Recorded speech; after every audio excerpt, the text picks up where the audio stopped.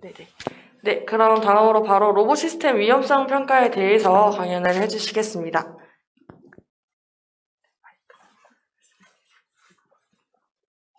네, 방금 전에 소개받은 임성수입니다. 저는 경희대학교에 있고요. 국제표준 로봇 관련 국제표준 활동을 오랫동안 해오고 있습니다. 그래서 한국에서의 국제표준 활동뿐만 아니라 그래서 이렇게 여러 가지 표준 관련된 활동을 하고 있는데, 이 산업용 로봇 분야에서 중요하게 생각되는 몇 가지 안전 표준에 대해서 좀 설명을 드리려고 합니다. 다른 교육 기회가 있어서 그곳에서도 좀 발표했던 자료들인데요. 이게 지금 표준에 대해서 잘 모르신다고 생각을 하고 기초부터 좀 설명을 드리도록 하겠습니다. 앞에서도 좀 설명을 들으셨겠지만 최근 들어서 이제 로봇에 대한 수요가 다시 확대되고 있고, 산업용 로봇 수요는 더더군다나 이 4차 산업혁명이라는 트렌드에 맞물려서 훨씬 더 큰 주목을 받기 시작을 하고 있습니다. 그래서 이 산업혁명이라는 게 뭐냐라고 생각을 해봤을 때, 산업 활동을 영위하는 방법의 혁신적인 변화인데요. 지금 지능 판단 쪽에서는 AI가 이런 혁신을 몰고 오고 있고, 뭔가 물리적인 행동 면에서는 이제 로봇, 자동화 이런 것들이 진행이 되고 있죠. 그래서 로봇 없이 4차 산업혁명을 얘기하기는 힘든 상황이 됐습니다. 그런데 이 산업용 로봇과 관련돼서 이 재해 사건이 사실 없어야 되는데 상당히 많은 재해가 발생을 하고 있어요. 더더군다나 재해의 내용을 살펴봤을 때 중증의 재해가 굉장히 큰 포션을 차지하고 있어서 이 산업용 로봇의 사용과 관련된 안전 문제가 심각한 사회 문제로 대두되고 있습니다. 이 사람에 대한 존중도가 점점 더 높아지면서 이 이슈는 점점 더 커질 수밖에 없는데요.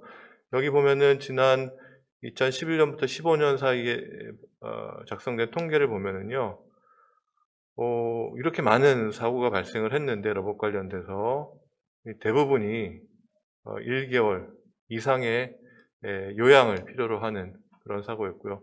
사망 사건도 적지 않게 발생을 했습니다. 이게 위험하다는 얘기죠. 네, 위험하다는 얘기고요. 사고의 원인을 한번 살펴보면은 끼임이라든지 부딪힘이라든지 로봇과 사람 사이에 접촉이 발생을 해서 일어나는 사고들이 대부분입니다. 이게 자꾸 앞으로 돌아가네요. 이렇게. 그러니까 이제 사람과 로봇 사이의 접촉을 어떻게 하면 잘 관리할 것이냐가 중요한 문제가 됩니다. 다른 말로 하자면은 사람하고 로봇이 공유하는 공간이 생길 때 이 충돌, 접촉이 생길 수 있고 그 상황을 어떻게 관리할 것인가가 안전의 가장 핵심적인 상황이 된다라는 거죠. 그래서 이 영역, 로봇이 작동하는 영역과 사람이 작업하는 영역이 완전히 분리되어 있다면 원천적으로 이건 안전해요. 근데 어떤 경우에 주로 생산성 측면의 이유 때문인데요. 생산성을 높이기 위해서 사람이 로봇이 작업하는 영역 안으로 들어가는 상황에서 과연 로봇은 어떻게 해야 하느냐. 이게 이제 안전의 핵심이 될 것 같습니다. 그래서 이 표준 문서를 보면은요, 이 로봇이 점유하는 영역을 굉장히 자세하게 분리해 놓고 그 영역별로 어떤 안전 조치를 해야만 하는지를 서술을 해놨어요. 최대 영역, 제한 영역, 자세한 내용은 나눠드린 자료를 참조하시도록 하고요.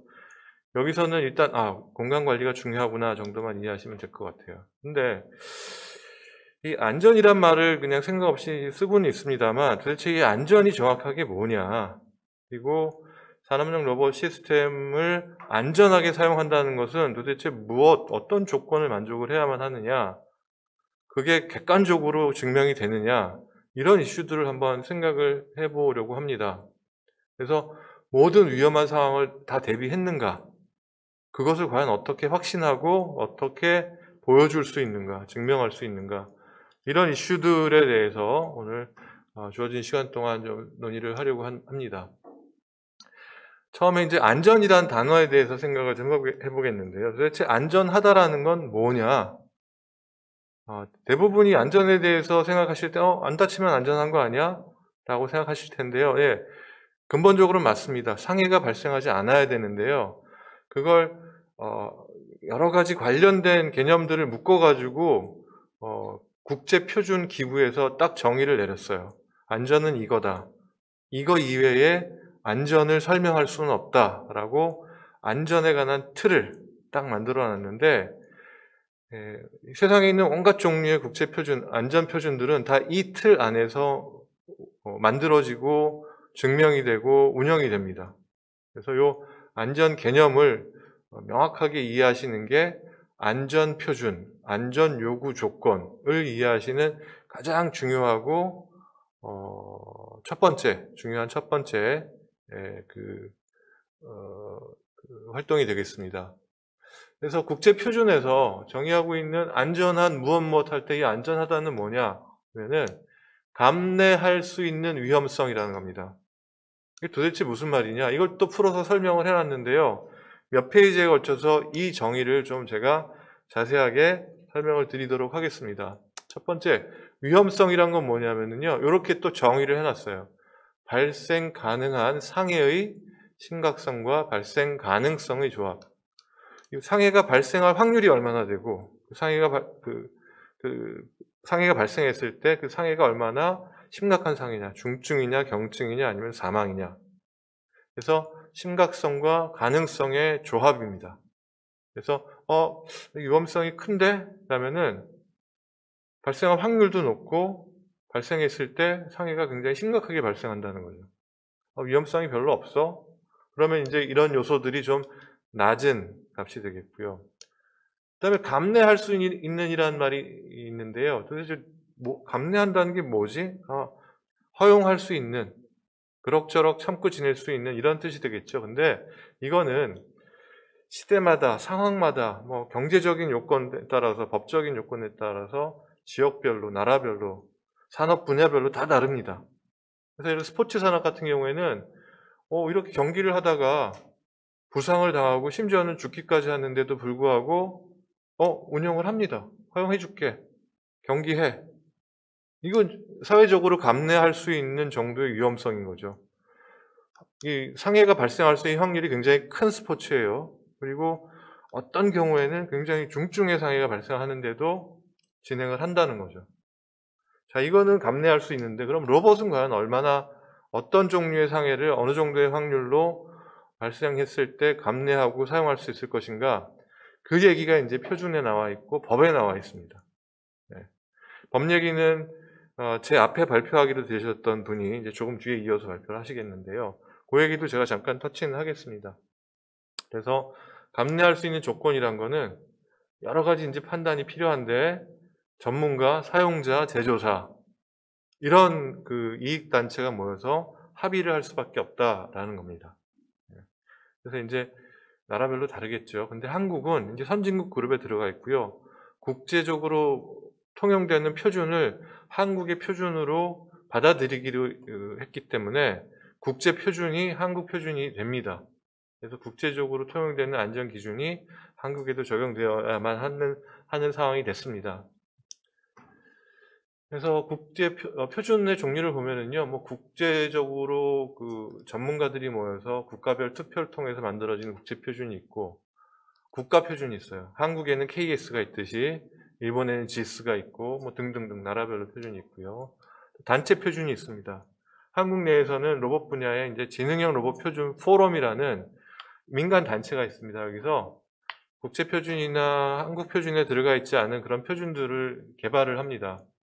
편의를 위해서. 그래서 그 표준, 개발된 단체 표준이 이제 KS, 국가 표준화 되기도 하고요. 어떤 경우엔 또는 국제 표준에 제한되기도 하고 이렇습니다.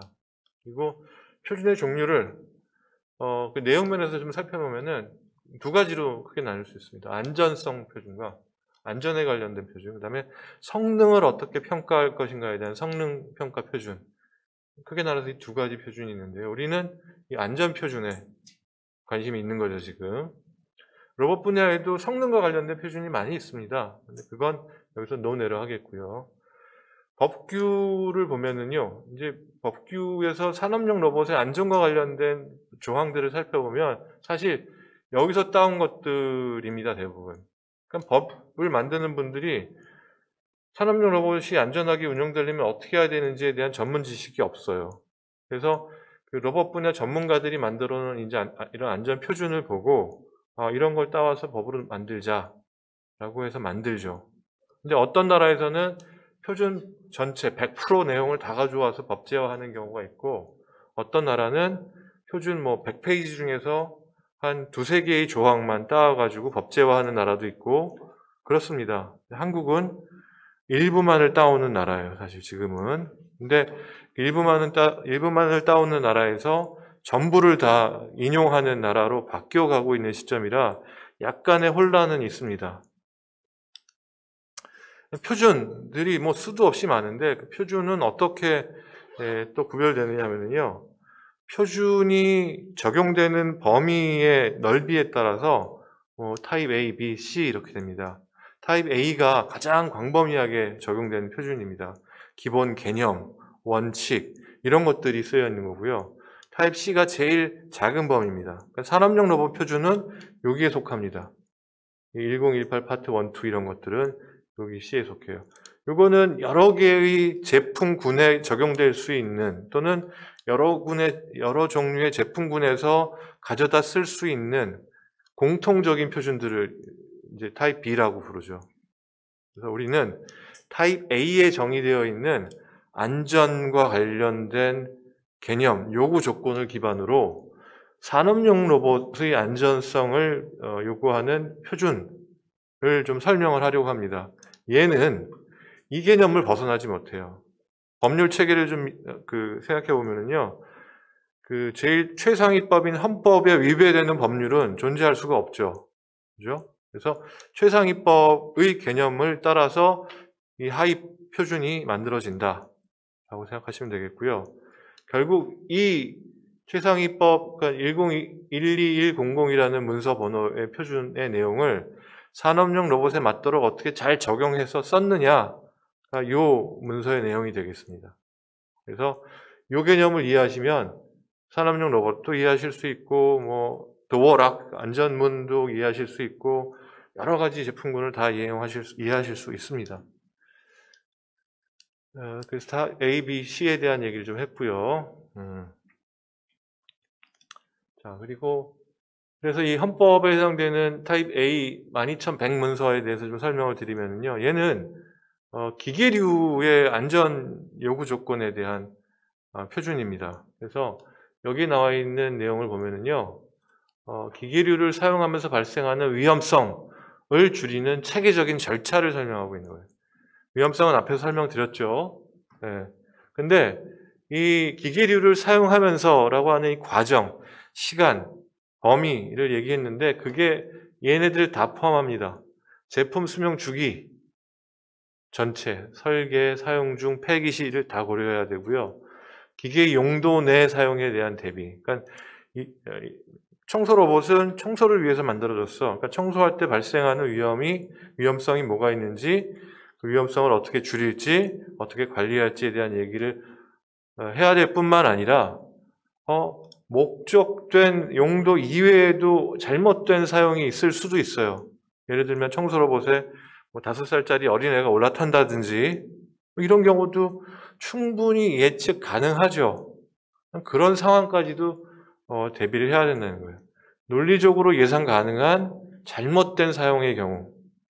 그죠? 그러니까 예를 들어서 산업용 로봇 시스템을 설치해 놨는데 작업자에게 반드시 1, 2, 3, 4번 절차를 지켜서 일을 해라라고 교육을 시켰고 문서화도 해놨지만 작업자가 고의적으로 2번 단계를 건너뛰거나 아니면 착각해서 또는 실수로 2, 3번 단계를 건너뛸 수도 있는 거 아니에요? 그럼 그런 오류적인 상황까지도 고려를 해야 한다. 의도됐건 의도되지 않았건. 네, 그런 겁니다. 그래서 위험성을 파악하고 얼마나 위험한지, 위험성의 레벨이 얼마나 높은지를 파악한 후에 감내할 수 있는 수준으로 그 위험성을 줄여나가는 작업을 해야 한다. 라는 얘기입니다. 그리고 여기 있는 분들은 이제 산업용 로봇에 그 관심이 있어서 오셨을 텐데요. 산업용 로봇과 산업용 로봇 시스템은 분리되는 개념입니다. 문서에서도 그렇게 분리해서 쓰고 있어요. 그리고 안전 관점에서도 두 개가 다른 그 제품입니다. 그래서 그 두 개의 차별성을 좀 설명을 드리는 게 중요하겠는데요. 로봇이라고 하면은요, 요 초록색 바운더리로 둘러싸여져 있는 제품입니다.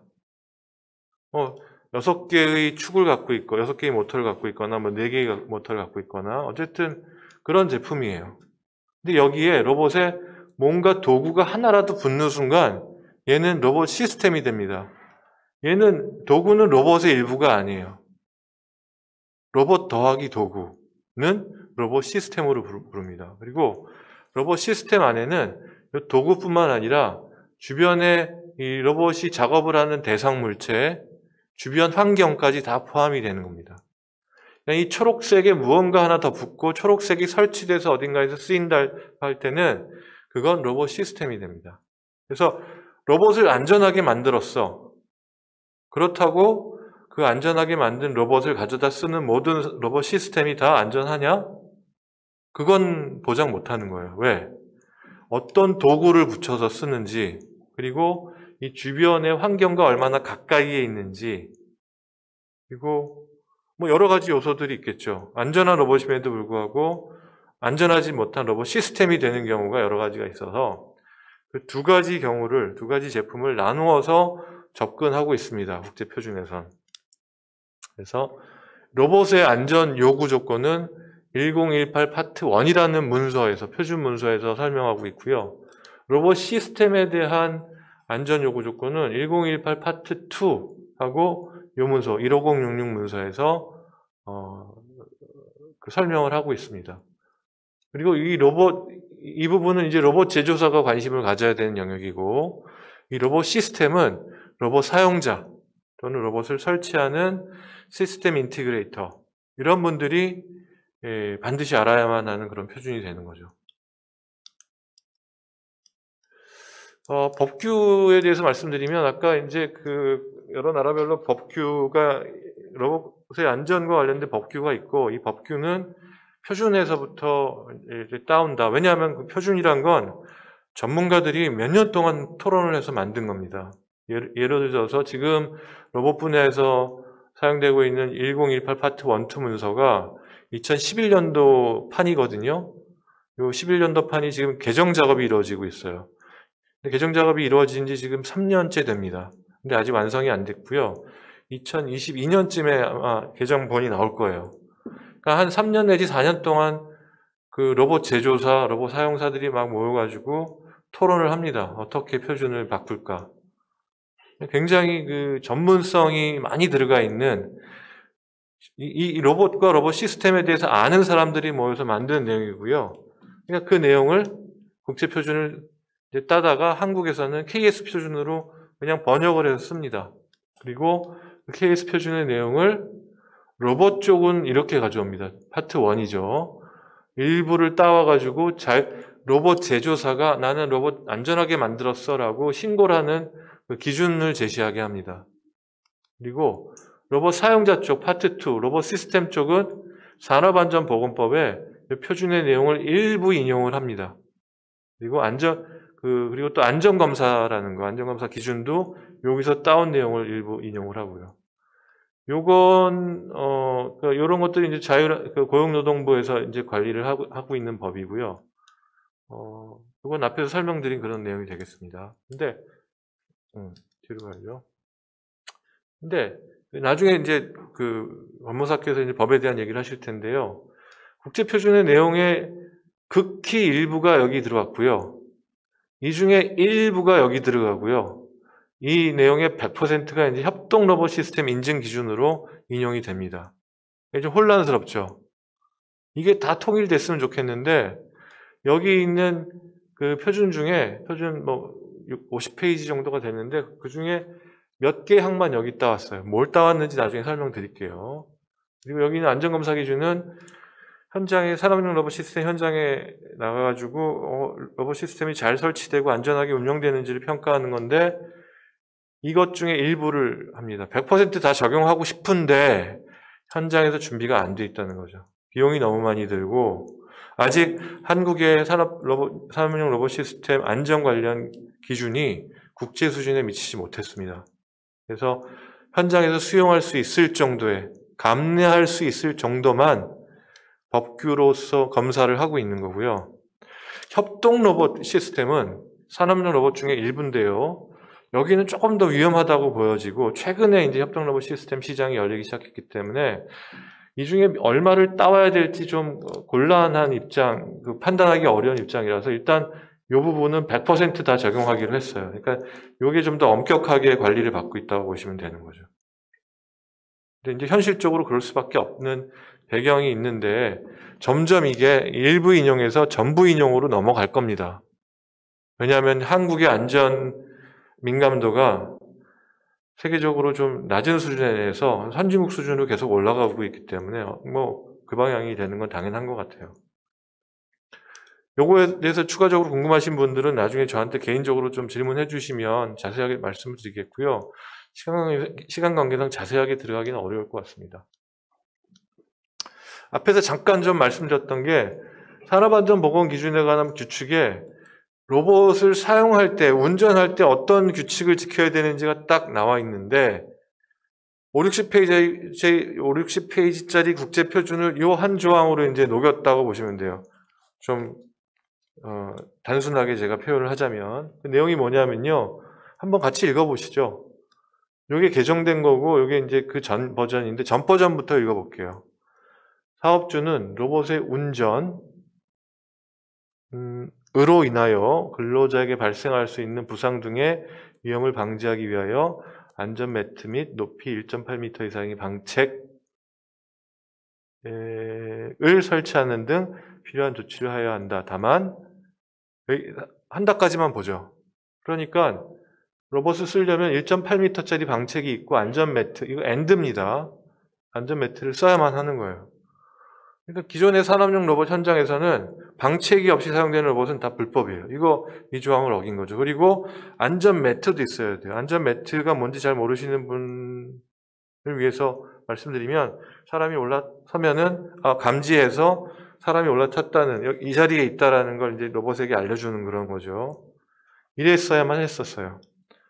근데 최근에 협동 로봇이 나왔어요. 펜스 없이 사람하고 협동 작업을 하는 로봇이죠. 근데 이 협동 로봇을 펜스 쳐놓고 쓴다는 건 말이 안 되는 개념이죠.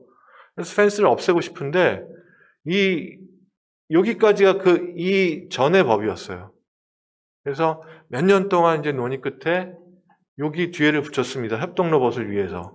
다만 고용노동부 장관이 로봇의 안전기준이 산업표준화법 KS에 따른 한국산업표준 KS에서 정하고 있는 안전기준 또는 국제적으로 통용되는 안전기준에 부합하다고 인정하는 경우에는 법원에 따른 조치를 하지 않을 수 있다.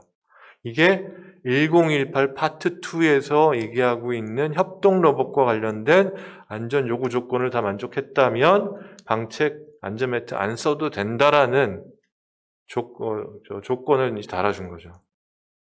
그래서 이게 앞에서 말씀드렸던 이게 된 겁니다. 1018 파트 2를 다 만족한다면 펜스, 방책이나 안전 매트 안 써도 돼. 이렇게 된 거죠. 그 얘기를 한 거고요. 근데 이게 좀 불만이 많죠. 꼭 그 철로 된 펜스를 쳐야 돼? 요새 보면 레이저 센서들 많잖아. 우린 불편해. 이런 얘기들 막 하니까 이걸 또 풀어줍니다. 울타리를 치기 어려운 공간에서는 울타리 대신 전자감응식 센서를 써도 대체해도 된다라고 풀어줬어요. 이것도 몇 년 걸렸냐면요. 2년 걸린 거예요. 또. 근데 이것도 아직 좀 저는 제약이 많다고 생각을 해요. 최신 기술들이 계속 나오는데 그 기술을 사용하고자 하는 사람들이 좀 막고 있는 거죠. 근데 법이 속성이 그런 것 같아요. 늦게 따라가요. 근데 법보다 좀 더 전문성을 갖고 좀 더 시의적절하게 바뀌는 게 뭐냐면 국제 표준이거든요. 전문가들이 안전하게 만들기 위해서 정말 머리를 맞대고 토론을 합니다. 근데 국제 표준을 그대로 인용을 하면 뭐 좋은 점도 많은데 이제 그 사회 체계, 법률 체계상 이제 어려움이 있는 것 같아요. 근데 변화도 해 가고 있습니다. 네. 그래서 이제 표준 얘기를 좀 이제 드디어 할게요. 1018 파트 1, 2, 그다음에 이게 이제 그 로봇과 산업용 로봇과 관련된 국제 표준입니다. 관계를 좀 보면은요, 로봇 표준에서 다루고 있는 내용 일부를 또 로봇 시스템에서 안 다룰 수가 없어요. 왜? 로봇 시스템을 안전하게 만들려면 로봇에 대한 조건이 좀 있어야 되니까. 그렇죠? 로봇 쪽에서도 마찬가지고요. 근데 최근에 이제 협동 로봇이 나오는데 협동 로봇은 요 두 문서에서 다루는 상황보다 조금 더 복잡한 상황이 있기 때문에 협동 로봇과 관련된 사항을 좀 더 중점적으로 자세하게 설명하기 위해서 요 표준이 만들어집니다. 밑에 적은 건 이제 요거 국제 표준을 번역한 한국 표준이에요. 요거 다 나와 있습니다. 한국 표준 보시면 되겠고요. 요 중간에 보면은 요 세 개의 제품군이 만족해야 되는 기능 안전성 표준이 있어요. 이거 굉장히 중요한데요. 신뢰성이에요. 이거 나중에 좀 설명을 다시 할게요. 13849-1이라는 펑셔널 세이프티와 관련된 표준이 있구나 정도. 이거 넘어가시면 될 것 같아요. 그래서 문서에 보면 이제 로봇 정의들 쭉 있고요. 협동 로봇이 뭐냐 이런 정의들이 있는데 넘어갈게요. 이것도 참고로 좀 보시고요. 국제 표준이, 로봇 관련된 국제 표준이 어떻게 변화해 왔고 시장은 어떻게 변화해 왔는지를 보시면 되는데, 개략적으로 말씀드리면 1992년에 첫 번째 이제 표준이 만들어졌고 개정이 돼서 이게 나오고 또 개정이 되고 또 앞으로 개정될 예정이고 이런데요. 요때는 단순하게 사람이 옆에 있을 때는 로봇 팔 끝단이 이 정도 속도를 넘지만 않으면 돼. 그리고 로봇의 파워가 80와트 이하야면 돼. 이런 숫자를 딱딱딱 표준에다 못 박았었어요. 근데 이렇게 하면은 큰 로봇 못 만들고 못 쓰겠더라는 거죠. 그리고 큰 로봇이라도 안전조치를 잘하면은 쓸 수 있는데 이건 너무 규제가 심하다. 그래가지고 표준이 바뀝니다. 이때 어떻게 바뀌냐면은 0.25 80와트 이런 게 중요한 게 아니다. 진짜 그 굉장히 큰 파워를 가진 로봇이라도 진짜 안전한지 위험한지를 평가해서 안전하다면, 즉 감내할 수 있는 위험성만 갖고 있다면 인정을 해주자라는 개념이 들어옵니다. 그게 여기에요. 그게 뭐냐? 위험성 평가 강조한 겁니다. 그래서 위험성을 어떻게 평가하는지가 굉장히 중요한 내용이 된 거예요. 이걸 지금 우린 국제표준으로 쓰고 있습니다. 9년 됐어요. 네. 그래서 이 시절이었으면 지금 현장에서 돌아가고 있는 이런 조건을 만족하지 않는 로봇들 많아요. 근데 그런 게 쓰이고 있는 이유는 안전성, 위험성 평가를 다 통과하도록 다 조치가 되어 있기 때문이다 라는 거죠. 협동 로봇이 이때 나왔고요. 그래서 이때 사실 협동 로봇 시장이 열릴 걸 알고 있었기 때문에 협동 로봇에 대한 요구 조건들을 일부 집어넣어 놨는데 그거 가지고 모자라다는 걸 알았어요. 11년까지 완성을 했어야 됐거든요. 시간 제한이 있어요. 그랬는데 그러면 협동 로봇 얘기는 조금 나중에 다른 문서로 만들자 그래서 끝나고 5년 동안 싸웁니다. 전문가들끼리. 그래서 16년에 그 안전 협동 로봇에 대한 보충 자료로 표준이 또 하나 탄생을 합니다. 추가로. 그게 요 문서예요. 이제 지금 개정 작업되고 있는 건 얘를 요 안으로 집어넣으려고 그래요. 통합해서. 이제 시간 충분하니까 이거 이제 바빠서 이렇게 둘로 나눴는데 통합하자. 근데 여전히 또 많이 싸우느라고 시간이 막 가고 있죠. 앞에서 얘기했고요. 이거 얘기했던 건데 과연 이런 것들을 표준에 어떻게 담아냈냐면 이렇게 담아냈습니다. 1018 파트 1 로봇에 대한 얘기인데요. 이거 처음 보시는 분들은 참 이해하기 어려우실 텐데요. 결국 뭘 얘기하고 있냐면은 위험성을 어떻게 인지하고 어떻게 평가할 것인가에 대한 얘기를 하고 있어요. 그 얘기를 할게요. 이게 1018 파트 2 목차고요. 1506 목차입니다. 이거 디테일하게는 다 못 들어갑니다. 시간 관계상. 자, 위험성 얘기를 좀 하면은요. 위험성은 아까 뭐라고 그랬냐면은 그 헌법 같은 표준에 상해 발생 확률과 상해 심각성의 정도입니다. 이걸 좀 분해를 해보면은 위험성은 얘와 얘의 어떤 함수 관계다. 얼마나 심각하냐. 상해 발생 확률이라는 건 또 구별해 보면 이런 개념이 들어갑니다. 얼마나 자주 위험한 상황에 노출이 되느냐. 그리고 그 상황에서 내가 그 위험한 상황을 피할 수 있는 회피 가능성이 얼마나 되느냐. 뭐 등등등. 그런 개념이 나눠질 수 있어요. 자세히 생각을 해보면. 근데 이제 위험성, 여기 이제 그 위험성을 정의하기 위해서 이런 것들을 썼는데, 이 안에 또 이런 개념이 들어갑니다. 이 상해라는 개념. 그러니까 얼마나 중증의 상해가 발생하느냐라고 얘기했잖아요. 그럼 상해가 뭐냐? 사람이 다치는 거예요. 기능의 손실이나 건강의 손실 이런 거죠. 당연하죠. 자, 근데 이걸 생각하셔야 돼요. 위험성이라는 건 상해를 전제로 합니다. 상해라는 건 사람에 대한 얘기고요. 로봇과 로봇이 작업을 하다 부딪혔어요. 이거 위험한가요? 이건 재산상의 손실일 뿐이지 사람이 상해를 받는 건 아닙니다. 그러니까 이건 위험한 게 아니에요. 위험의 개념이랑 다른 개념이죠. 근데 로봇과 로봇이 부딪혀서 파편이 튀어서 그 파편에 사람이 맞을 가능성이 있다? 이건 위험성이 있는 거예요. 근데 로봇과 로봇만 일하는 공간에서 로봇끼리 부딪힌다? 이건 안전 문제가 아니라는 거죠. 이건 재산상의 손실 문제인 거죠. 어쨌든 상해는 그렇고요. 위험원이라는 건 상해의 근원이 되는 잠재적인 상해의 근원입니다. 이 위험원이 있다고 해서 항상 상해가 일어나는 건 아니에요. 칼을 들고 내가 요리를 해요. 이 칼이라는 건 위험원이에요, 사실. 근데 칼을 쓴다고 해서 항상 상해가 발생하느냐? 상해가 발생할 가능성이 있지만 항상 그렇지는 않다는 거죠. 잠재적인. 그러면 칼 써서 발생할 수 있는 위험 상황을 피할 수 있는 가장 좋은 방법은 뭔가요? 칼을 없애는 거죠. 근본적인 해결책이에요. 근데 그래서는 요리를 못하니까 요리를 하기 위해서는 칼을 어쨌든 가지고 위험원을 이용을 해야만 하는데 위험원을 제거할 수가 없는데 그 위험원을 어떻게 관리할 것인가가 이제 문제가 되고요. 위험원에 이제 그 노출되는 상황을 위험 상황 그런 이제 그 일련의 이벤트를 우리가 사건이라고 부르기도 하죠. 그래서 위험원에 노출되는 상황인데요. 이걸 이런 예로 들게요. 빙판길이라는 게 위험원입니다, 사실.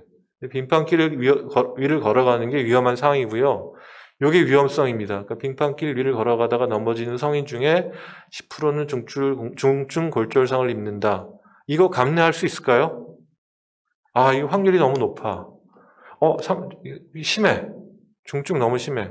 그러면 이제 위험성을 낮추는 작업에 들어가야만 합니다. 감내할 수 있는 수준으로. 위험성을 낮추기 위해서 뭘 어떻게 합니까? 제일 근본적인 해결책은 빙판길을 없애는 거예요. 근데 불가능하죠. 돈이 너무 많이 들고, 그죠? 비현실적이에요. 빙판길 그대로 두고 우린 뭐 해요?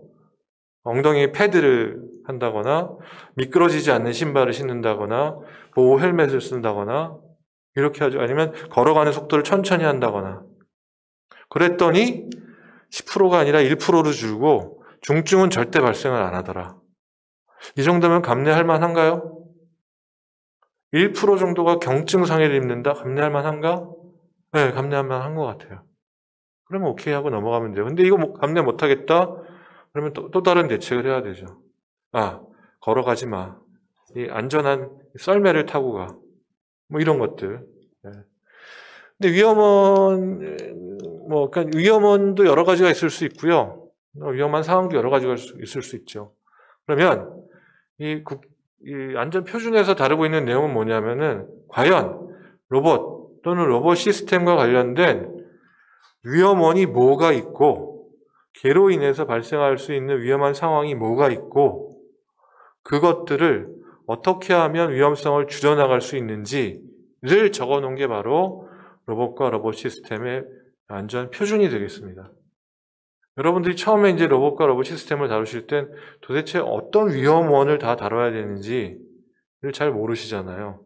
그걸 빠짐없이 체크할 수 있도록 리스트를 한 거죠. 적용되는 항목도 있을 거고 적용 안 되는 항목도 있을 겁니다만 거기에 있는 내용들이 다 적용되는지 여부를 한번 검토를 해야 한다라는 겁니다. 그리고 이 절차를 따라서 그 작업을 해라라는 거예요. 이게 어디 나와 있는 내용이냐면요. 이 12100이라는 상위 문서에 나와 있는 개념이에요. 이 개념은 모든 기기류에 다 적용되는 개념입니다. 로봇도 예외가 아니에요. 근데 이걸 로봇이라는 관점에서 그냥 들여다보셔도 다 말이 되는 얘기예요. 기계의 한계를 결정한다. 기계가 속도가 얼마나 빨라질 수 있고, 무게는 얼마나 무겁고, 형상은 얼마나 날카롭고, 이런 게 기계가 갖고 있는 한계예요. 사용 수명은 얼마나 되고, 그리고 나서 위험원들이 뭐가 있는지, 이건 로봇만 할 때랑은 또 로봇 시스템을 다룰 때 다릅니다. 로봇 시스템은 주변의 상황도 고려를 해야 되니까 주변에서 오는 위험원도 들어가 있을 수밖에 없어요. 그리고 위험성 추정하는 거예요.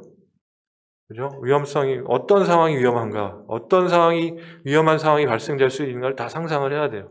그리고 그 위험성이 감날만 하는지 아닌지를 평가해서 놓으면은 위험성 감소를 하고, 예스면은 끝내면 돼요. 문서를 작성하면 됩니다.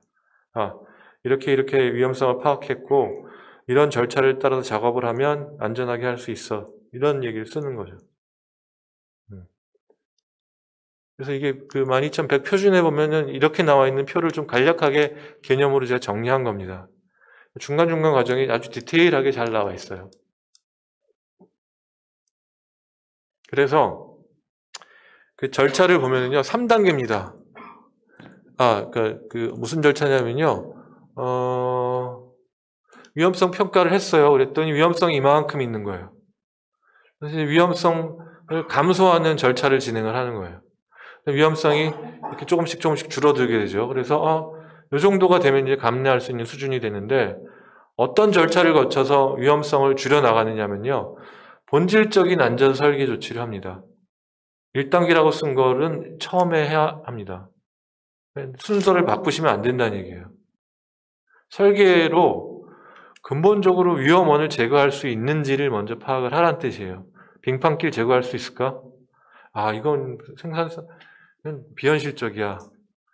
예를 들어서 로봇 안 위험하게 만들려면 어떻게 하면 되냐면요, 근본적으로 얘가 굉장히 천천히 움직이게 하면 돼요. 부딪혀도 안 아프고 찔러도 상처가 안 나고. 근데 이거 가치가 없죠. 그러니까 이건 불가능한 해결책이에요. 근데 가능한 해결책도 있을 수 있다는 거예요. 설계를 바꿈으로써. 예를 들어서 형상이 날카로웠던 걸 좀 다듬어가지고 둥글게 만든다거나, 그리고 여기 손이 낄 수 있는 구멍을 없앤다거나, 뭐 이런 것들. 이 조치를 먼저 생각을 해보고, 여기서 줄일 수 있을 만큼 최대한 위험성을 감소시킨 다음에, 그다음에 방어 조치를 취해라. 펜스를 친다거나, 헬멧을 쓴다거나, 아니면 센서를 설치해서 감지해가지고 사람이 들어왔을 때 로봇을 정지시킨다거나, 이런 조치를 취하고. 근데 센서를 10개, 20개 달자니까 비용이 너무 많이 들어간다. 그럼 이거 어떻게 해야 되느냐? 그럼 설계를 바꿔야 되죠. 그 공간 설계를 좀 바꿔야 되죠. 어쨌든 그렇게 해서 위험성을 좀 줄여놓고, 그걸로도 없앨 수 없는 위험성은 어떻게 하냐면은 사용 정보, 매뉴얼을 잘 써가지고 안전하게 사용하게 한다든가, 아니면 안전 표지를 한다거나, 아니면 경광등을 단다거나, 소리가 나게 한다거나, 뭐 이런 것들을 하고요. 이런 것들을 합니다. 교육을 실시한다거나, 교육도 중요하죠. 그래서 감내할 수 있는 수준으로 다운시키고요. 이거 한번 했는데 아직 수준이 미달이야. 그럼 한 바퀴 더 돌아야 되는 거예요. 몇 바퀴 돌아서 조치를 해야 되는 거죠. 그럼 여기서 2단계, 3단계에서 쓸 수 있는 수단이 도대체 뭐가 있느냐? 그게 이제 쭉 예시가 나열되어 있습니다. 국제표준에. 그걸 보시면서 참조하시면 되고요.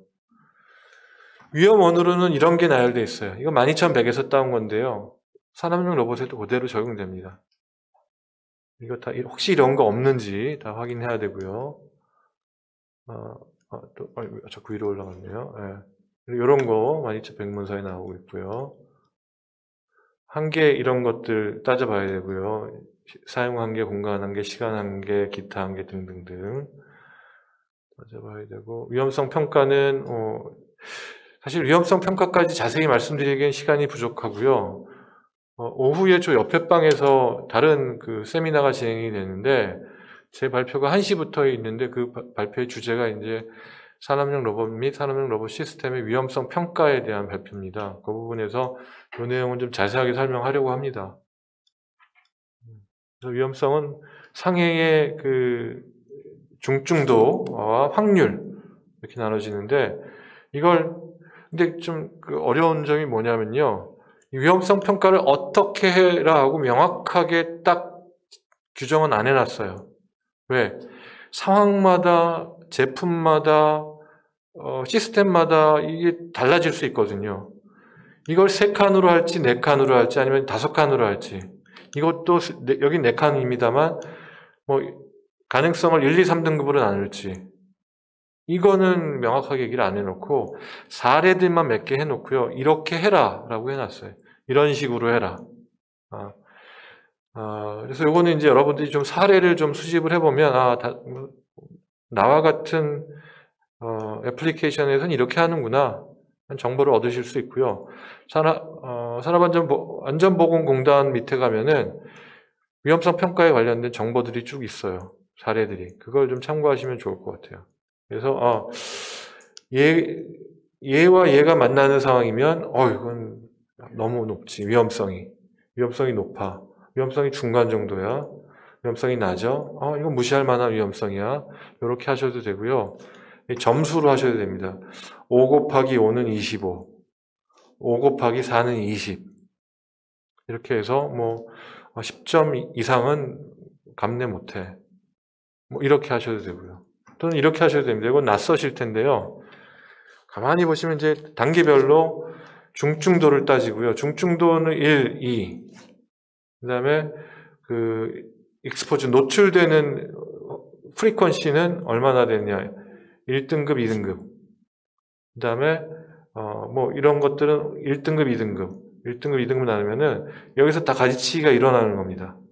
그래서 내 상황이, 이 사건이 발생했을 때 중상이 발생할 것 같고, 이 중상이 발생하는 상황이 자주 일어나는지, 종종 일어나는지, 가끔 일어나는지 따라서 이걸 이렇게 따라가다 보면은요, 리스크가 3점이다, 6점이다. 6점은 이건 반드시 피해야 되는 거죠. 중증에 자주 일어나고, 이런 거.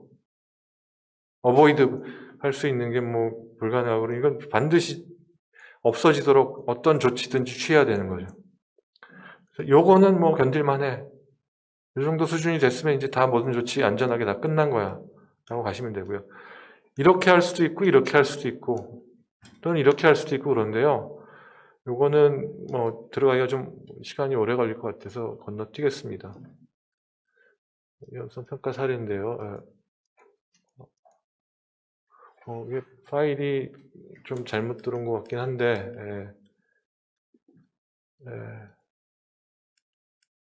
그래서 이제 위험성을 감소할 때요,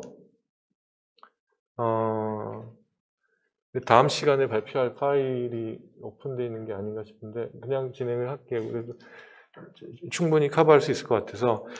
근데 이런 게 그 로봇 작업 영역인데요. 이 로봇 작업 영역이 왜 중요하냐면, 아까 제일 초입부에 말씀드렸죠.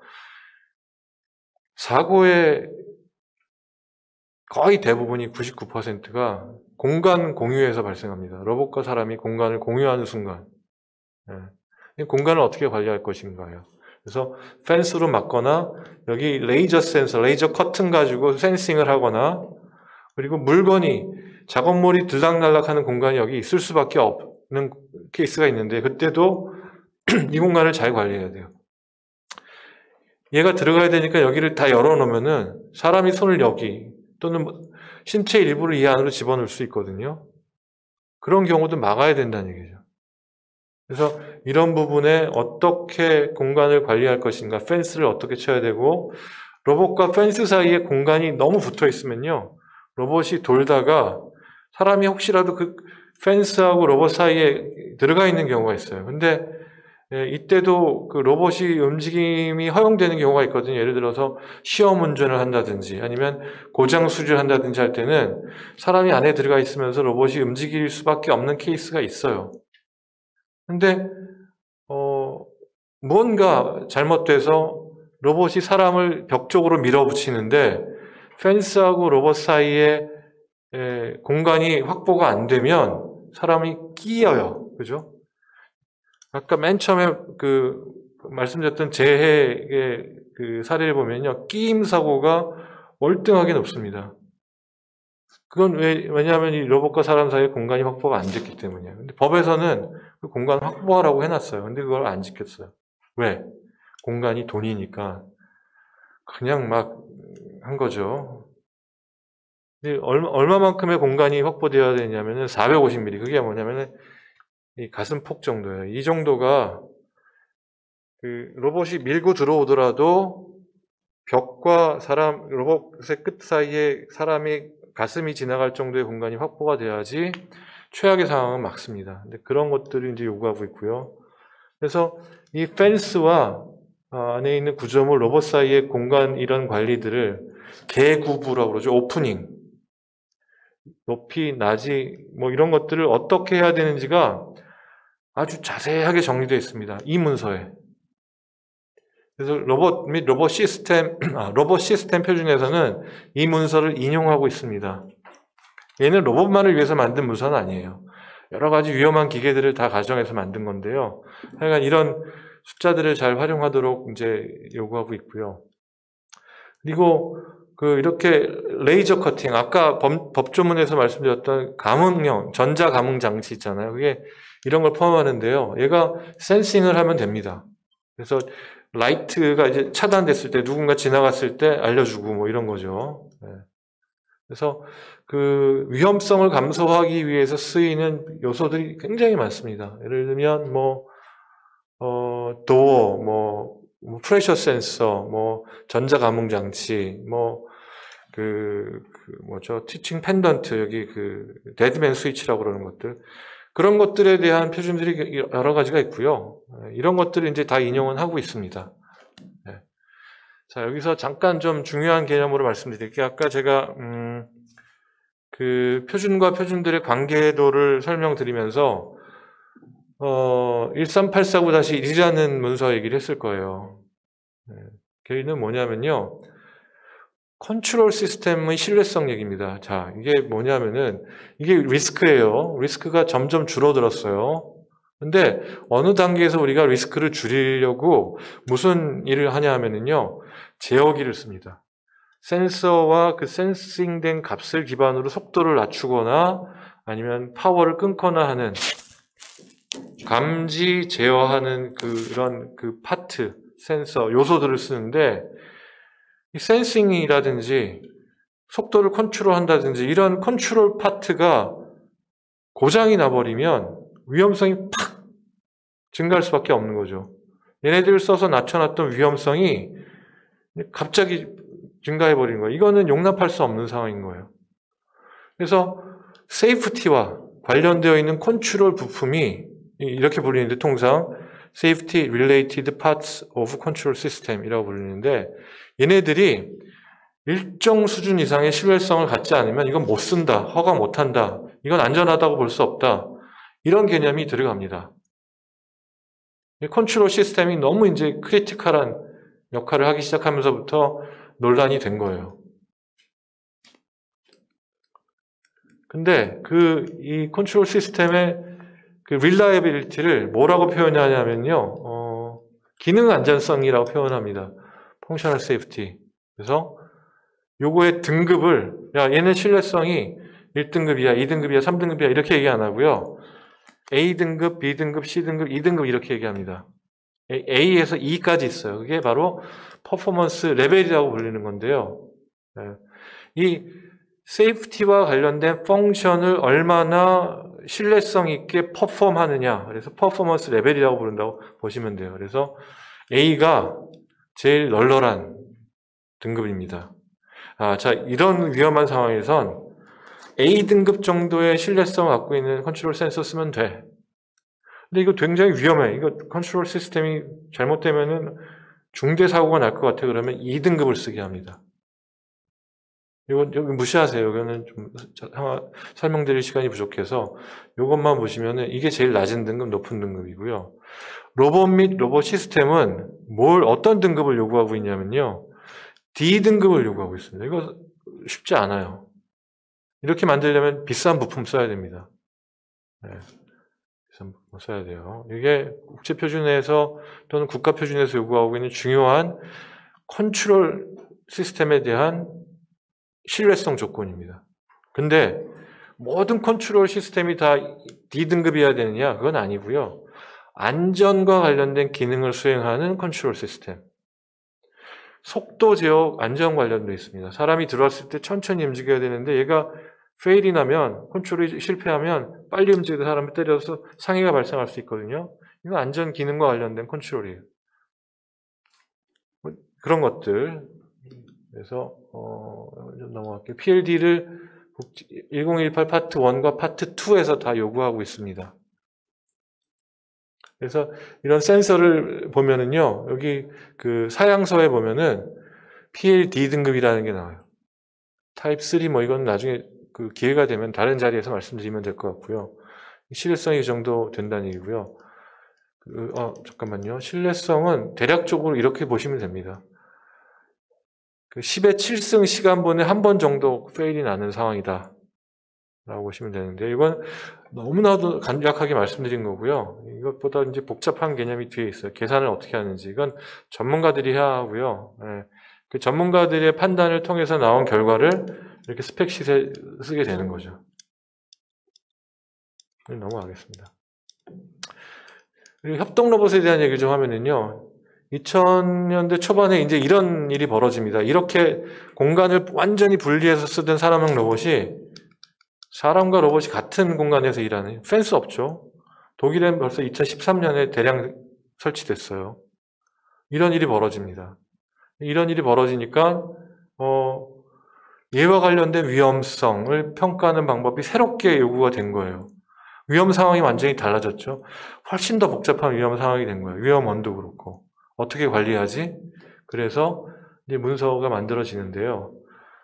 근데 이 세계로, 공간 공유형 로봇 세계로 갈 수밖에 없어요. 왜냐하면은 펜스라는 게 사실 추가 공간도 확보해야 되고 생산성도 떨어뜨리고 그러거든요. 근데 왜 그걸 썼을까? 옛날에는 그거 없이 안전을 확보할 수 있는 기술이 없었어요. 그런데 이제는 안전기술, 안전 센서들이 많이 발전을 하면서 그거 펜스가 없어도 안전한 로봇 시스템 구축이 가능해졌거든요.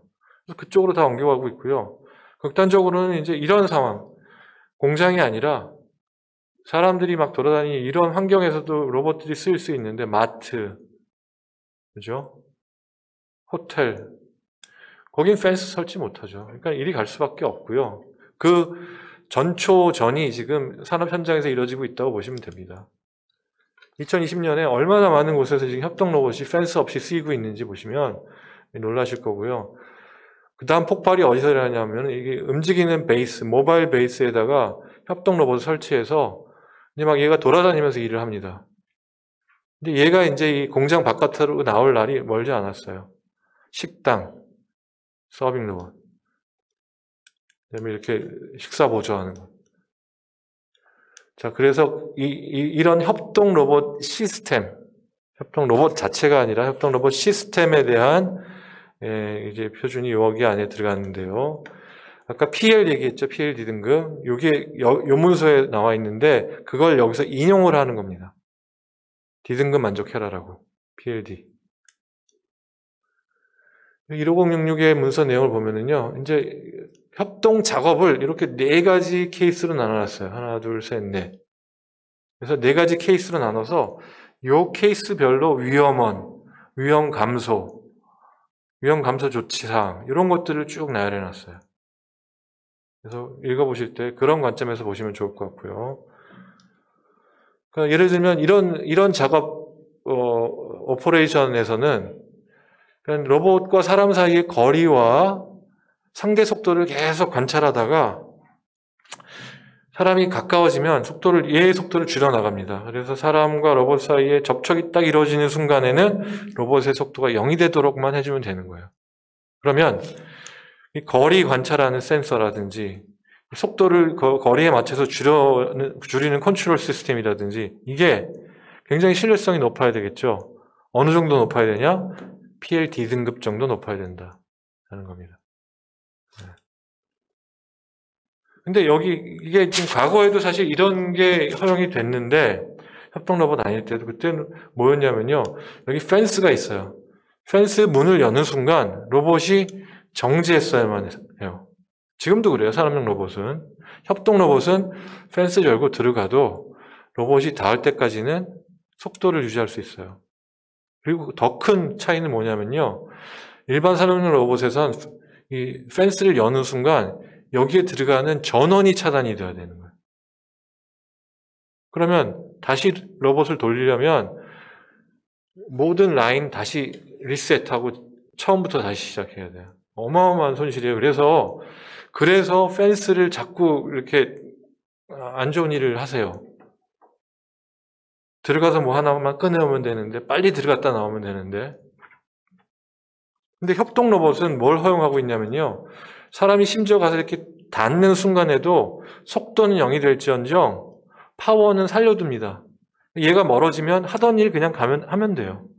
그냥 공장 라인을 리셋 안 해도 된다는 얘기예요. 생산성 측면에서 굉장히 유효하고요. 자, 이것도 불필요한 조건이에요. 사람이 로봇에 부딪혔을 때 상해만 발생 안 하면 계속 로봇은 움직여도 되는 거 아닙니까? 굳이 로봇이 서야 될 이유가 있나요? 근데 이 조건, 이런 오퍼레이션을 여기서 설명하고 있습니다. 이것도 내가 허용을 할게. 로봇 계속 움직이는데 단 조건이 있어. 부딪혔을 때 사람한테 전달되는 프레셔하고 포스가 요갑 이하여야 돼. 요런 신체 부위에서. 이렇게 제안을 해놨습니다. 그러니까 이것도 이제 되는 거예요.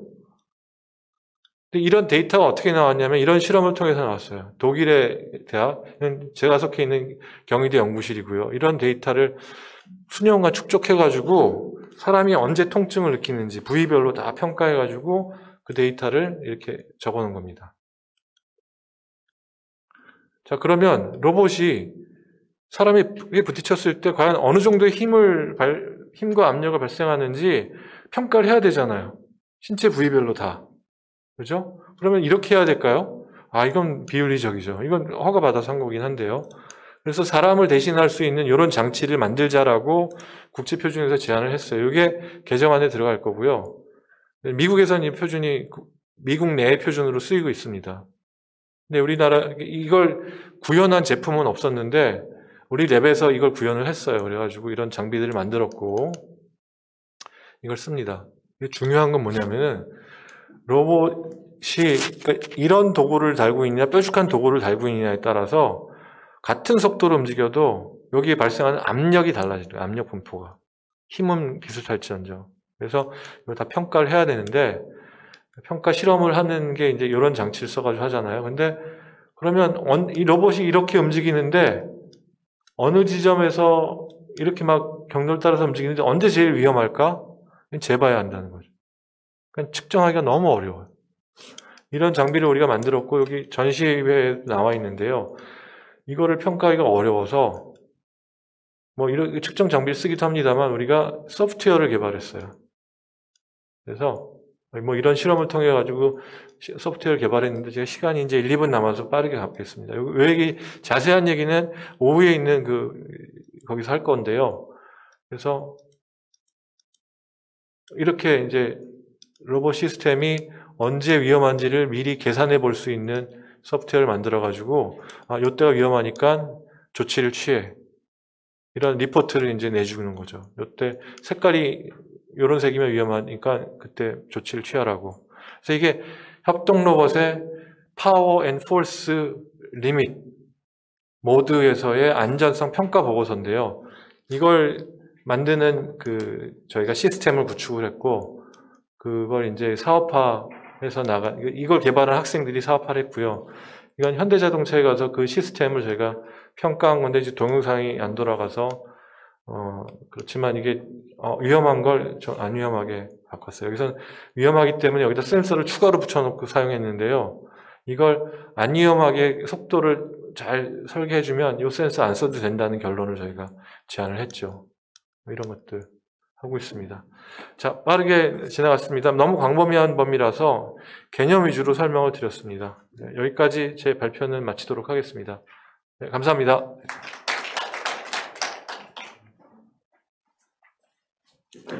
네, 저희 미리 사전에 공지 드렸던 대로 원래 두 번째 발표 예정이셨던 박원철 노무사님께서 국내 산업안전보건법 안내와 그에 따른 대응 방안에 대해서 말씀해 주시겠습니다.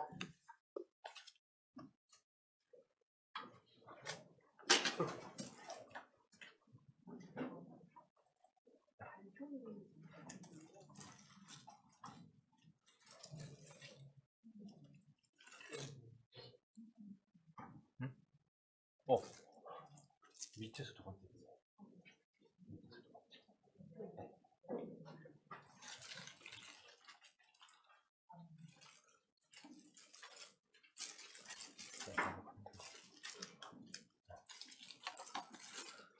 네, 두 번째 발표를 맡은 산업안전보건법 및 대응방안 안내 발표자 박원철입니다.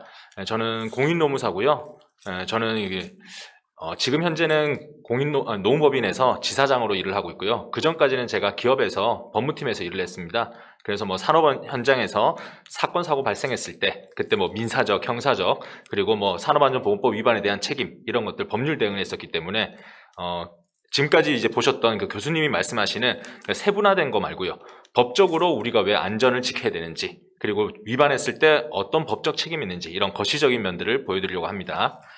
자, 발표를 시작하면 일단 사례들은 있는가? 지금 보면은 많은 이제 연구하시는 분들 그리고 산업 안전에 대해서 힘쓰시는 그런 분들이 많기 때문에 산업 안전에 대한 뭐 사건 사고가 별로 없다 이렇게 알고 계신 분들이 있는데 실제로 그렇지 않다 이걸 보여드린 거고요.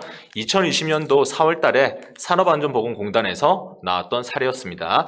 보시면은 뭐 두 번째 줄에 빨간 표시 있죠. 로봇팔과 지그 사이에 흉부가 끼어 사망. 이렇게 로봇 사건은 게임 사고가 좀 많아진 경향이고요. 그리고 요 작업 현장 보시면은 이렇게 교수님 말씀하시는 것처럼 막 되게 안전시설이 잘 돼 있어야 되는데 그렇지 않습니다. 비용 문제도 있고 속도도 있기 때문에 여기 첫 번째 재해 발생 원인에 적혀있는 가동 반경 내 출입 시 방호장치가 작동해야 되는데 미작동하는 경우들이 많고 두 번째 셀 안으로 출입 시 로봇 운전 정지 미실시 이렇게 해서 한 번 사고가 발생하면 로봇 현장에서는 주로 이제 사망 사건들이 주로 많이 발생을 하죠. 그리고 최근에 또 있었던 기사입니다. 2020년 8월에 보면은 아산에 있는 자동차 부품 제조 공장에서 40대 근로자가 또 짓누르는 사고가 발생했고 이것 때문에 또 숨졌다 이렇게 나오고 있습니다. 이렇게 게임 사고들이 굉장히 많이 발생하고 있다. 근데 요거는 조금 다른 게 제일 마지막 줄에 보이듯이 동료가 실수로 작동 스위치를 누른 것으로 확인되고 있습니다. 이렇게 나오고 있죠. 보면 같이 일하시는 동료들이 매뉴얼을 숙지하지 못해가지고 사건 사고가 발생하는 경우들도 있더라 이렇게 말씀드릴 수 있겠습니다. 자, 그러면은 여기 빨간 글씨들만 위주로 보시면은 잠금 장치가 있었지만 사용하지 않았고 노동지청은 안전관리 소홀히 한 것으로 보고 뭐 작업 중지 그리고 사업장 감독 그 다음 또 현장 점검 그리고 마지막 줄에 업무상 과실치사 혐의로 입건했습니다. 이렇게 나와 있죠. 각종 어려운 얘기들이 있는데 이런 이제 법적 책임들이 뭐 어떤 내용이다라는 걸 보여드리려고 발표 내용을 잡았고요. 자, 첫 번째로 지금 산업용 로봇에 관해서 정책 방향은 어떠한가? 지금 현재 우리나라의 정책 방향은 2017년 이후부터 안전검사가 의무화되었습니다. 그러면서 고용노동부 장관한테 안전검사에 대해서 그 기준 수립하고 불시로 안전점검 실시해라 이렇게 지금 나왔고요. 그 다음 2020년도 노동부 공문을 보시면은 불시 감독할 예정이니까 여기 감독 내용 중에 빨간색 글씨 중에 기계기구 안전검사 하시고 그 다음 위험 방지 조치하시고 비전형 작업 시에 게임 방지를 위한 안전 절차 숙지를 하고 있는지를 알아보겠다 이렇게 나오고 있습니다. 첫 번째, 두 번째는 검사와 방지 조치는 그냥 기계적인 인증이라고 한다면 마지막 줄은 절차를 숙지하고 있는가까지 나오고 있어요. 그러니까 요 기계기구에 대한 안전성에 대해서 얘기를 하실 때는 마지막에 있는 절차까지도 매뉴얼 제시를 해줘야 된다 이렇게 말씀드릴 수 있겠고요. 그리고 2020년까지 산업재해 사망자 수 절반 감축 목표라고 돼 있죠. 여기서 나와 있는 것 중에 고위험 분야라고 돼 있는 거, 이 고위험 분야가 게임 사고입니다. 그래서 게임 사고, 로봇 사고가 바로 이어지기 때문에 이 기계기구 위험성에 대해서 안전 감소 조치를 취해라. 이렇게 지금 국가가 역할을 잡고 있습니다. 그럼 로마자 2번으로 산업안전보건법 내용을 이제 보시면은 산업안전보건법은 준수해야 될 법령이 너무 많아요. 그래서 산업안전보건법이라는 게 있고 그 밑에 시행규칙이 있고 그 다음 보건기준에 관한 규칙이 있고 또 규칙이 있고 이렇게 돼 있는데 법적으로 말씀드리면은 이 법은 국회에서 만드는 거고요. 그 다음에 시행규칙은 노동부에서 만듭니다. 근데 이 규칙들은요, 그때그때 이제 고시로 나오고 있는데 이것들은 좀 빨리 변형되는 그런 형태를 가지고 있어요. 교수님께서 아까 설명하셨던데 자료에 보니까 이 고시들은 보면은 국제 기준을 꼭 따라가진 않습니다. 현재 우리나라가 약간 좀 늦게 가고 있기 때문에 국제 기준만큼 준수하면 제일 좋고, 국제 기준 중에 우리나라에 적합하다는 것들을 우리나라 기준으로 또 다시 만들고 있습니다. 그러다 보니까 어떻게 바뀌었는지가 고시가 잘 안 돼요. 이 내용이 작년까지는 맞았을지 모르는데 내년 됐을 때는 계속 감독하시지 않으면, 계속 관찰하시지 않으면 그때그때 바뀌어 있더라, 이렇게 말씀드릴 수 있겠고요. 산업안전보건법의 특징이 최저 기준입니다. 이거는 지키지 않았을 때 예외가 없다라고 보시면 되겠습니다. 그리고 전문 기술성이다라고 돼 있죠. 그래서 이건 전공자 아니면은 내용을 봤을 때 알아듣기가 되게 힘들어요. 세 번째, 자율적 예방 조치입니다. 요것 때문에 이제 기업에서 많이들 억울해하세요. 왜냐하면 노동부에서 한 번도 이렇게 지켜라라고 들어본 적이 없다는 거예요. 그런데 사건 사고 발생하면은 갑자기 범죄자 취급을 해요. 그 이유는 자율적으로 예방해야 되고 최저 기준이기 때문에 위반하는 순간 예외를 두고 이거 정도 하셨으면 잘했습니다가 아니라 바로 이 법 위반이다, 이렇게 될 수 있다는 거죠. 그래서 근무 중 이전에 산업안전보건법을 지켜주셔야 되고, 만약 사건 사고가 터졌다라고 하면 산재법에 따라서 보상받는다라는 게 우리나라 법 체계로 구성되어 있습니다. 그럼 산업안전보건법의 체계를 보시면은 전체 체계는 안전보건관리체계라고 되어 있는 걸 구축해라 라고 되어 있어요. 이거는 시스템 구축입니다. 회사의 규칙을 만들고 이사회에서도 안전보건을 하기 위해서 어떤 것들을 우리가 내년도에 사업 예산을 투자하고 어떻게 설계할 건지, 이런 것들을 세우란 거고요. 그 다음에 안전보건에 대한 위원회 구성해라, 이런 것들이 보건관리체계 구축입니다. 두 번째, 안전보건교육은요, 말 그대로 교육 실시하라는 겁니다. 근데 로봇 같은 경우에는 위험도가 높은 그런 사업이기 때문에, 그런 업무이기 때문에 보건교육 중에서도 특수교육을 받아라, 이렇게 얘기하고 있고요. 그 다음에 유해위험 방지 조치를 하셔야 되고, 마지막 유해위험 기계 등의 조치를 별도로 또 취해야 됩니다.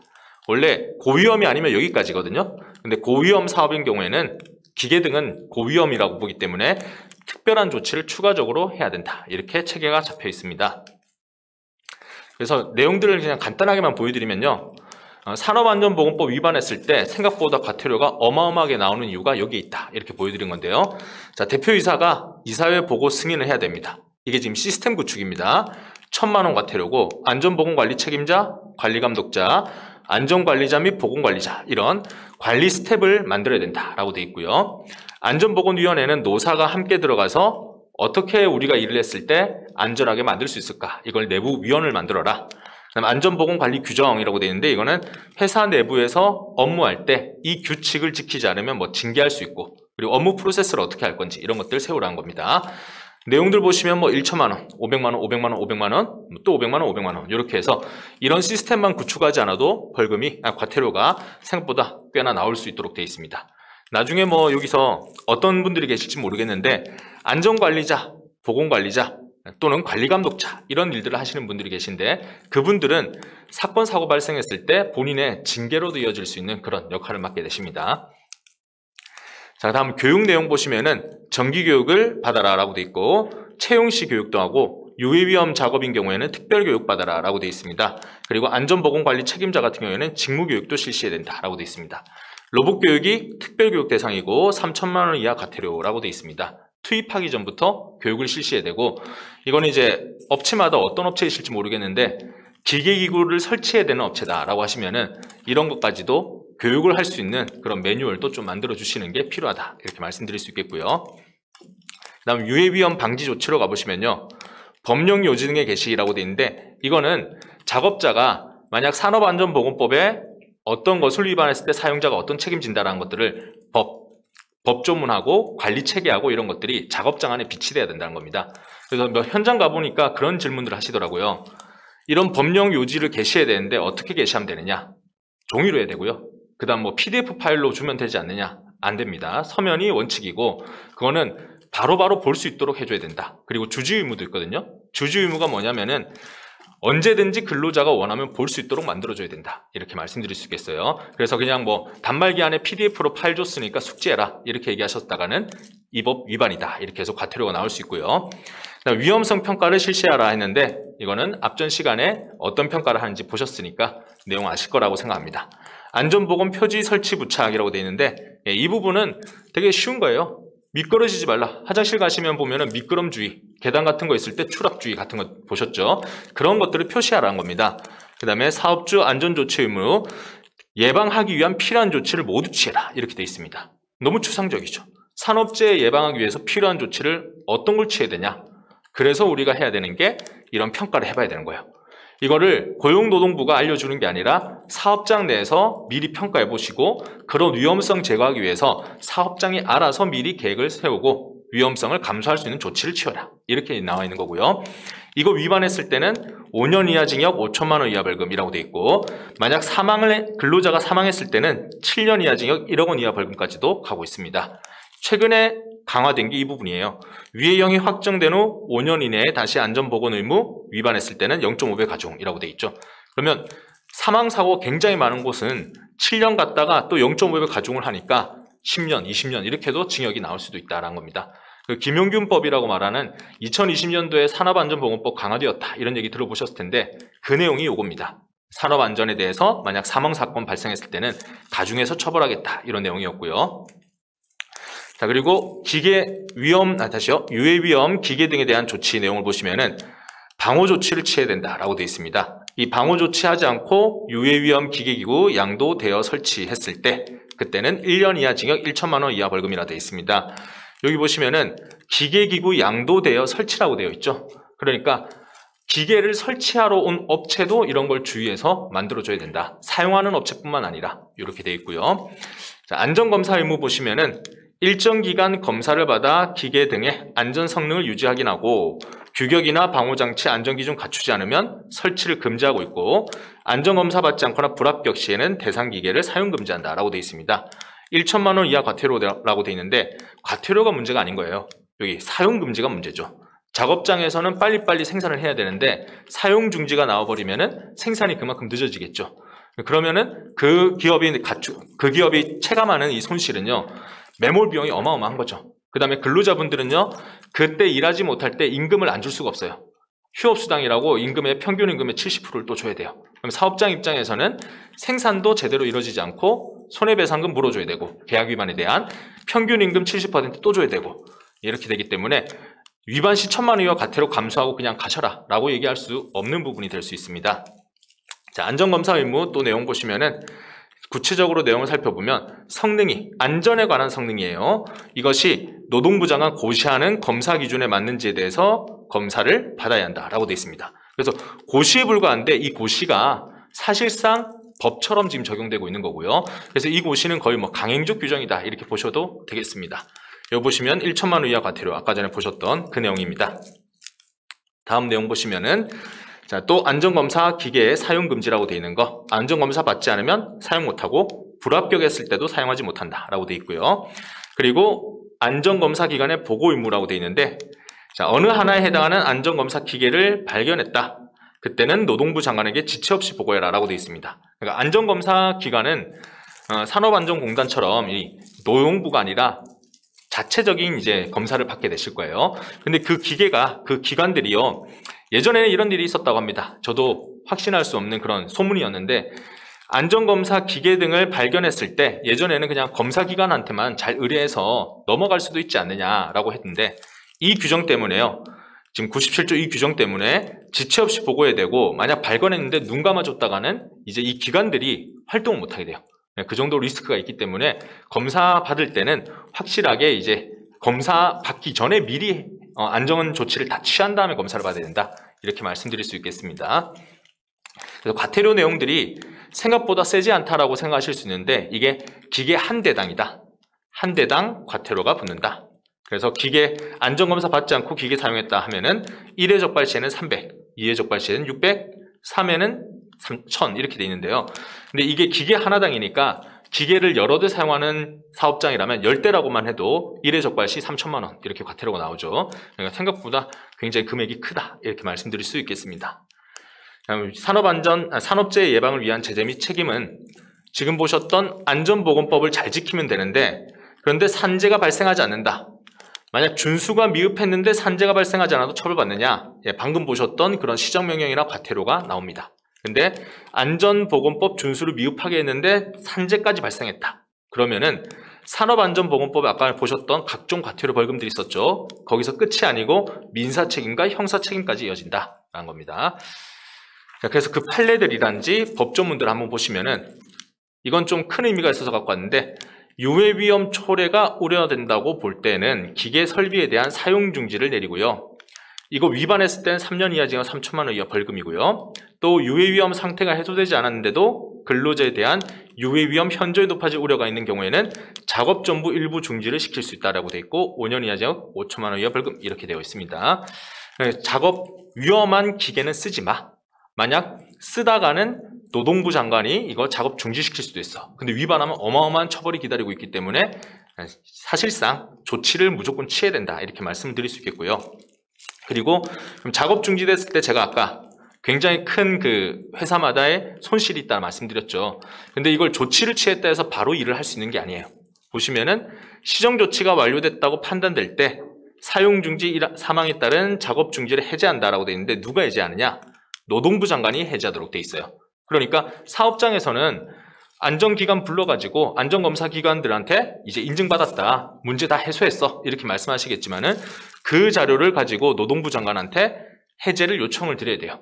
근데 거기서 승인하는 데까지 또 시간이 걸리겠죠. 그러다 보면 생각보다 작업 중지되는 시간들이 생각보다 길어질 수 있다, 이렇게 말씀드릴 수 있겠고요. 그거 말고도 영업정지까지도 갈 수 있다.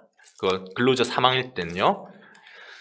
자, 그 다음에 실제 그런 사례가 있느냐 보니까 작업 중지 명령을 받았던 그런 기업들을 조사해 본 결과 평균 21일 동안 작업 중지 받았고 피해 금액이 이렇게 꽤나 많았다라는 겁니다. 다음 내용 또 가보시면은 최근에도 있었던 일인데, 크레인 전도가 발생했을 때 작업 중지 명령 내리고 감독관이 투입돼서 그때 소홀과 과실 유무를 확인하고 있다, 이렇게 되어 있죠.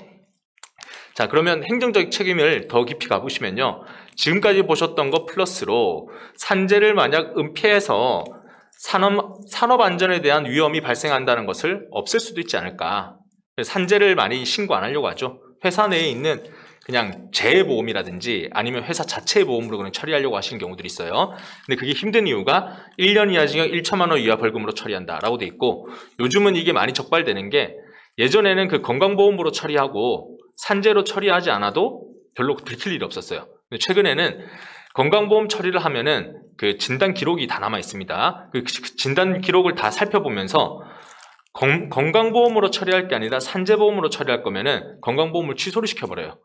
취소시켜버리고 산재로 처리해라, 이렇게 사업장에 날라옵니다. 그러면 사업장에서 산재보험으로 근로자 부상에 대해서 치료비를 청구해버리면 그러면 그때 이제 산재가 다시 들통나게 되는 거예요. 몇 년 지났는데 이제 와가지고 산재 신고하느냐, 이렇게 됐을 때 방금 보셨던 벌칙을 적용받을 수 있게 됩니다.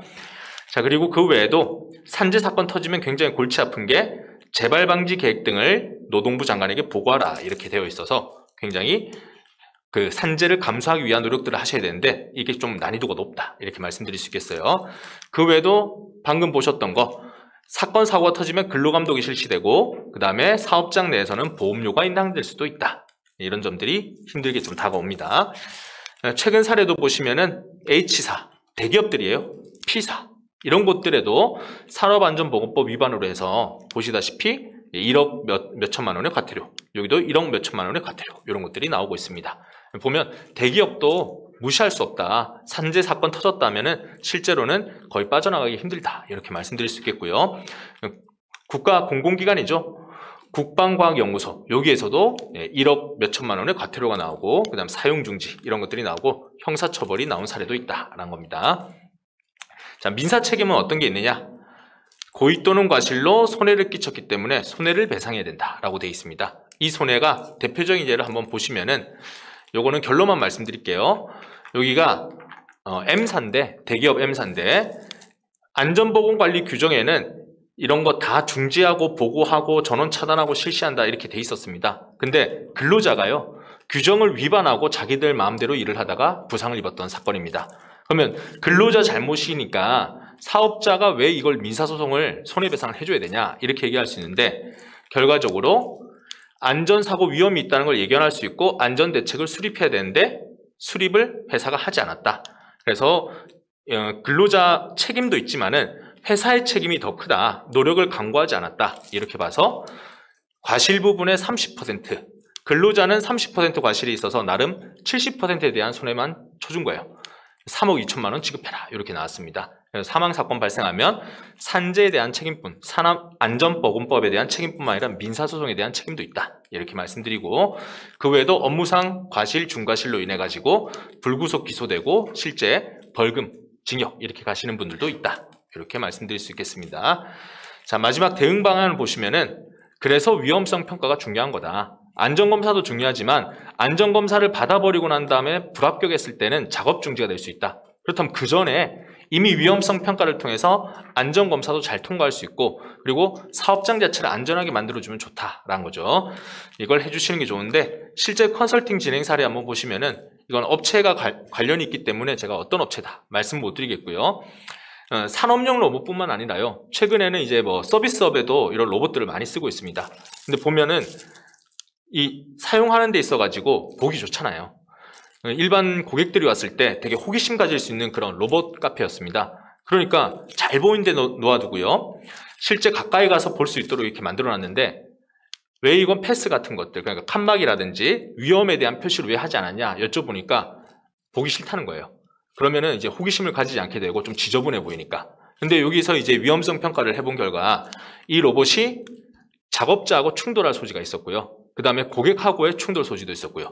두 번째 요인은 열이었습니다. 여기서 뜨거운 물을 받아가지고 여기 커피에 붓는 역할을 하는데 그 뜨거운 물을 만약 흘렸을 때 그랬을 때 고객이라든지 작업자가 부딪혔을 때 화상을 입을 위험성이 있었습니다. 그런데 그런 것에 대한 안전조치 뭐 칸막이도 있어야 되겠고 아니면 사람이 다가갔을 때는 멈출 수 있도록 이런 조치들이 있어야 되는데 실제 그렇지 않았던 거죠. 그래서 이 로봇은 점차 이제 기계, 산업 현장뿐만 아니라 일반 고객하고도 많이 접점이 생기는데 그때 안전보건법, 산업안전보건법의 그 조치들이 충분했는가 이런 것들이 계속 이슈가 될 겁니다. 그래서 지금 화상과 충돌에 대해서 산업안전보건법에 따라서 예방에 필요한 조치가 필요하고 위반했을 때는 불법행위, 업무상 중과실, 아까 보셨던 처벌을 받을 수 있다. 그래서 이런 거에 대한 대비가 필요하다. 이렇게 말씀드릴 수 있겠고요. 산업 현장하고 차이가 있다면은 산업 현장은요, 산재법이 있어요. 그나마 산재에 따라 가지고 책임을 좀 완화시킬 수 있습니다. 근데 일반적인 고객들한테 만약 사건 사고 발생했다. 그러면 사용자, 그러니까 회사 주인은요, 어떠한 보험도 가입하지 않았기 때문에 그 보험은 그대로 그냥 지출하셔야 돼요. 그 점에서 큰 손해가 발생할 수 있는 만큼 안전조치가 필요하다. 이렇게 말씀드릴 수 있겠습니다. 만약 위험성 평가 같은 거 잘 실시하면은 효과가 뭐냐. 여기에 대해서 과태료가 완화될 수 있겠고, 그 다음에 판례도 이렇게 얘기합니다. 안전조치 취하지 않은 채 작업하도록 지시하거나 안전조치 취하지 않은 상태에서 작업이 이루어지고 있다는 사실을 알면서도 방치하면 행위자 처벌받는다. 반대로 얘기하면 안전조치가 잘 취해졌다라고 한다면 행위자 처벌이 면제될 수 있다는 겁니다. 안전조치를 충분히 취할 수 있도록 평가를 잘 해보시는 게 이 산업안전보건법 그리고 민사형사 책임을 면할 수 있는 출발점이 된다. 이렇게 말씀드릴 수 있겠습니다. 네, 짧은 시간 동안 빨리 말씀드린다고 발표가 충분치 않았는데 경청해 주셔서 감사합니다. 네, 오전 시간 강의는 이것으로 모두 마치겠고요. 저희 1시까지 개별적으로 점심 식사하신 후에 오후에는 이제 모바일 매니플레이터 쪽 내용이랑 위험 감소 조치 방안 그리고 이제 한국로봇산업진흥원에 대해서 모신 분께서 이제 협동로봇 인증 제도에 대해서 말씀해 주시겠습니다. 그럼 저희 점심 식사하시고 1시에 다시 뵙도록 하겠습니다. 고생하셨습니다.